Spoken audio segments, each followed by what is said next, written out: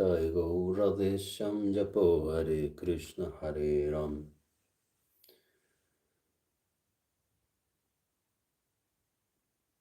Om Janjanathimirandasanjananjana Salakaya Chaksurmilitanjana Tasmai Shri Udave Namaha.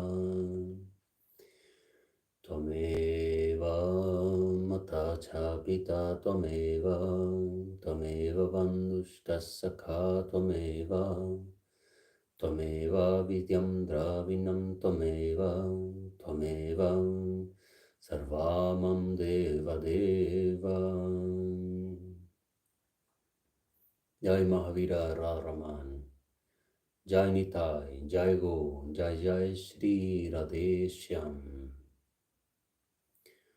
Srimadbhagavatam, Book 2,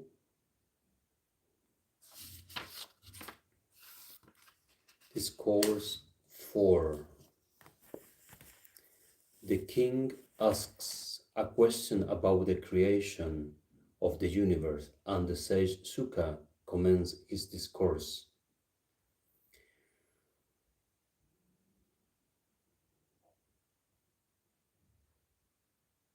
Sutta Uvacha. Sutta continue.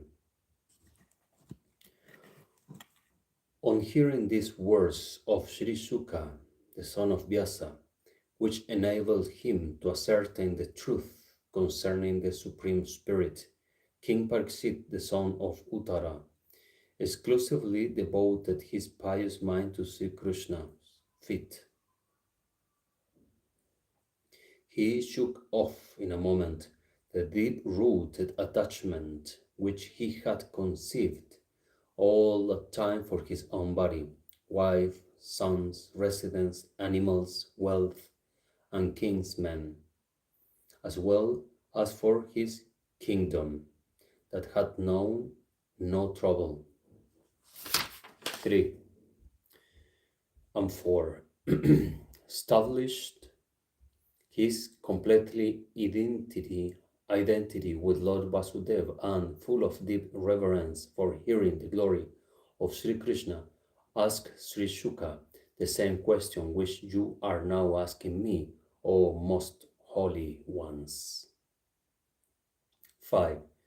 The king said, all-knowing and senseless as you are, O divine sage, your words are quite true, even as you proceed with your discourse on Sri Hari, the gloom of my ignorance disperses. 6.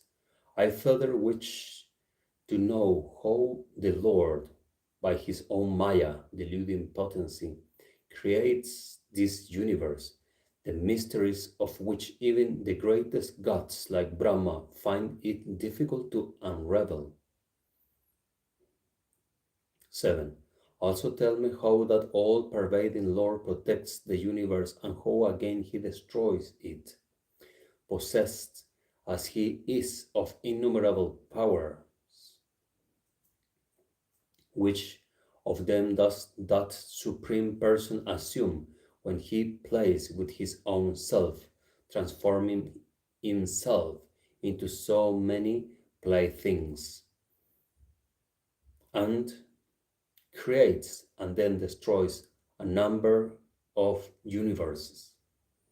Indeed, it appears difficult even for the wise, O divine sage, to comprehend the doings of Lord Sri Hari of marvelous deeds. 9. I should also like to know how the Lord, who is one without a second, assumes all at once the three gunas of Prakriti in order to perform the various functions of creation, etc., or manifesting himself in different forms as Brahma, and so on, assumes then in succession. 10. Since you are well versed in the Vedas and have also realized the Supreme Spirit, kindly respond to this inquiry of mine. 11. Sutta said, thus implored by the king to discourse upon the excellence of Sri Hari, the sage Sukha fixed his thought on Lord Sri Krishna, the inspirer of all senses, and commenced his reply as follows. 12. Sri Sukha said, obeisance to that Supreme Person of infinite glory, who, in order to carry on his sportful activity of creating, preserving, and destroying the universe, has, in the form of Vishnu, Brahma, and Shiva, assumed the three Shaktis in the shape of Sattva, Rajas, and Tamas, nay, who is the inner controller of all being and whose true nature and ways cannot be apprehended through the intellect. 13. Salutations again to him who roots out the sorrows and sufferings of virtues and bestows on them the boon of his love, who puts a stop to the material growth of the wicked and grants them liberation, and further confers on those who have entered the order of Paramahamsas, recluses, the boon of self-realization, sought after by them. For all animate and inanimate beings are his manifestations, and hence he has no partiality for or prejudice against anyone. 14. Hail, hail to you who foster your devotees, but are far from the reach of those that are destitute of devotion, and who by virtue of your divine nature annihilated and unsurpassed delight in your own essence, which is known by the name of Brahma, the Absolute. 15. Salutations again and again to that Lord of most auspicious renown, by singing whose praises, by thinking of, seeing, greeting, and adoring whom, and by hearing whose glory men are cleansed of their impurities at once. 16. Hail, hail to that Lord of most blessed renown, by taking refuge in whose feet the wise shake off from their mind and attachments to this as well as to the other world, and attain to the state of Brahma without any exertion. 17.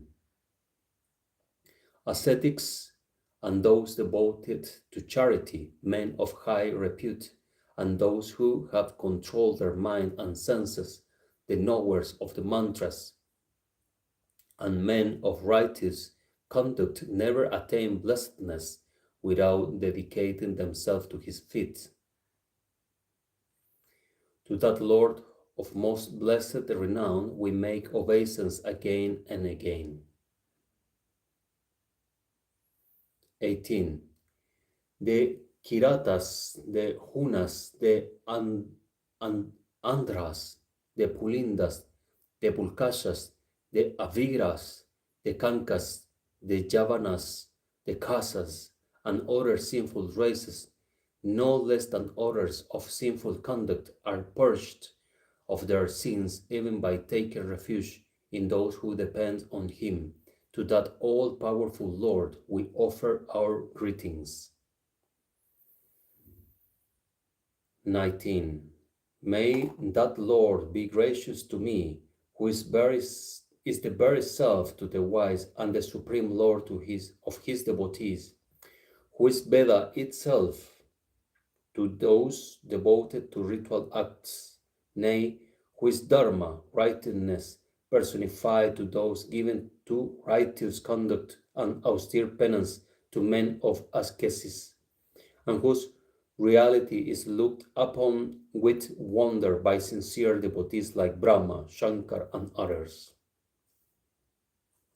20. May that Lord of Sri, the goddess of fortune, prosperity, and beauty, the Lord of sacrifices, the Lord of all created beings, the ruler of all intellects, the Lord of the earth, the protector as well as the asylum of the Andhakas, the Brisnis, and the Sattvatas, and the Lord of the holy ones, be gracious to me.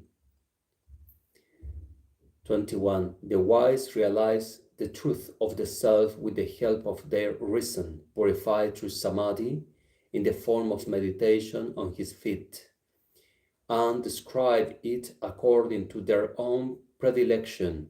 May the Lord Mukunda, the bestower of liberation and divine love, be gracious to me. 22.